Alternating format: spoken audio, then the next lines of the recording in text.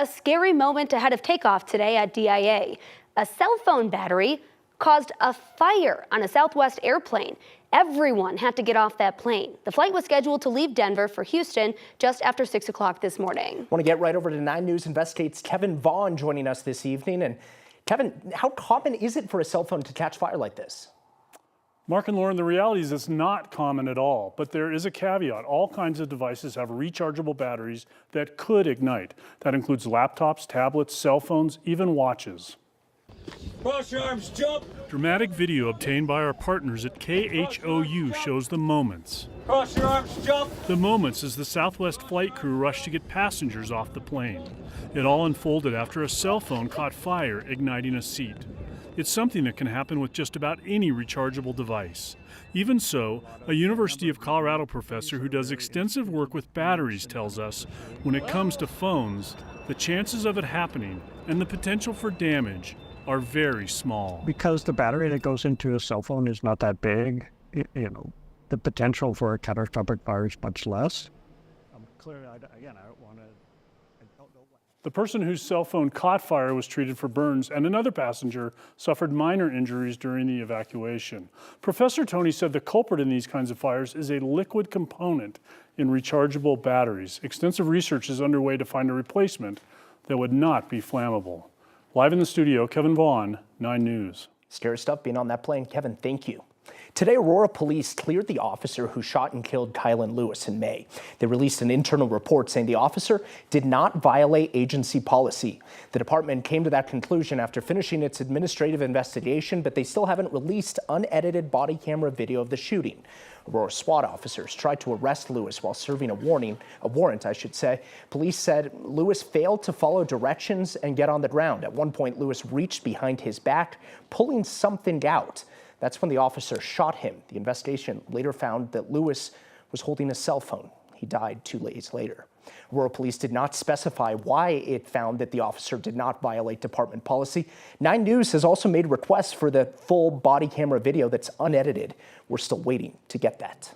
Right now, there are 9 ski resorts ready for weekend runs in the high country. Vail had their first day today. So get ready for that weekend ski traffic. Take a look at I-70 right now. CDOT recommends to avoid those peak times to avoid the traffic. Usually, those are Friday afternoons from 2 to 7 o'clock. Looking okay right now, though. Traffic looks like it's moving.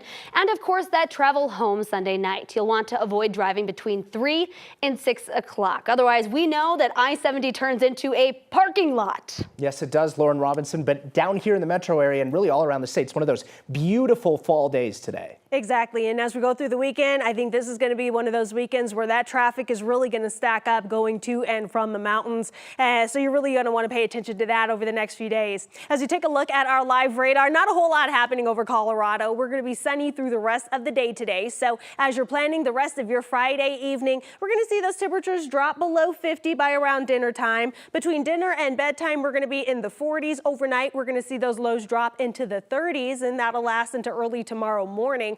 But outside of that, we will see a very sunny and seasonal weekend. I did put a golf course in my background today. It felt like it. It felt right. But as we go into next week, we do have some snow chances arriving on Tuesday. I'll have more details on all of that in my full 7-day forecast. Stay tuned. Lauren, thank you. Police are trying to track down the people who attacked a man in Westminster last month. The scope of the criminal investigation has now changed, though. After spending more than 2 weeks in the hospital, the man died when he was taken off of life support. His wife is now pleading with the public to help track down his attackers. Jeremy Hohola joins us with more on that investigation into the death of Johnny George. Hey, Jeremy. Yeah, Johnny George was only 34 years old when he went to the gas station last month, but he never came back home. And now police want to find out who is responsible for his death.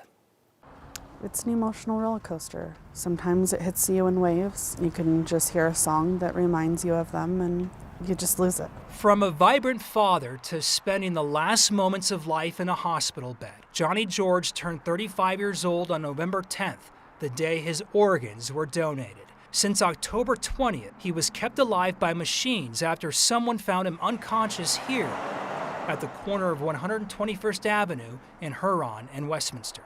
So far, it's to be just a random attack. They didn't rob him. They didn't take anything from him. He just was assaulted and left. His wife Erica tells us Johnny was at this gas station around 7:30 that night running an errand before they were to celebrate their 5th anniversary.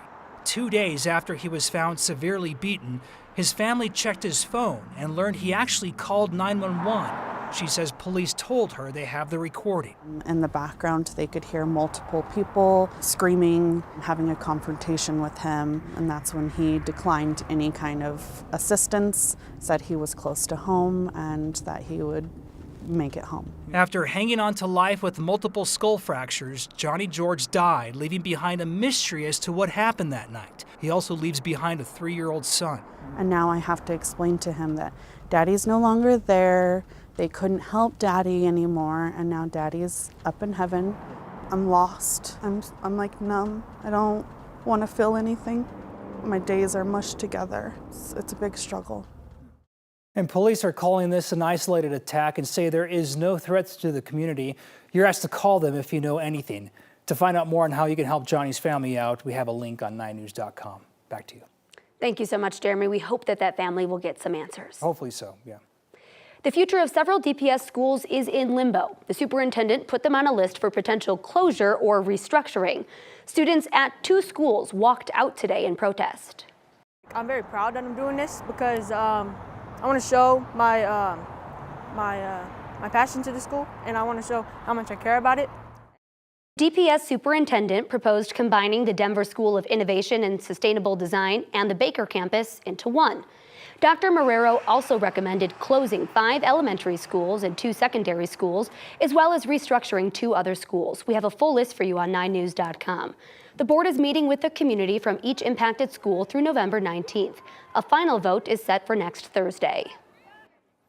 Let's switch to some sports, why don't we? The Buffs continue to bring in the attention this year, and they're doing really well. We're now less than 24 hours away until big crowds will be filling Farron Field on the CU campus tomorrow for big noon kickoff.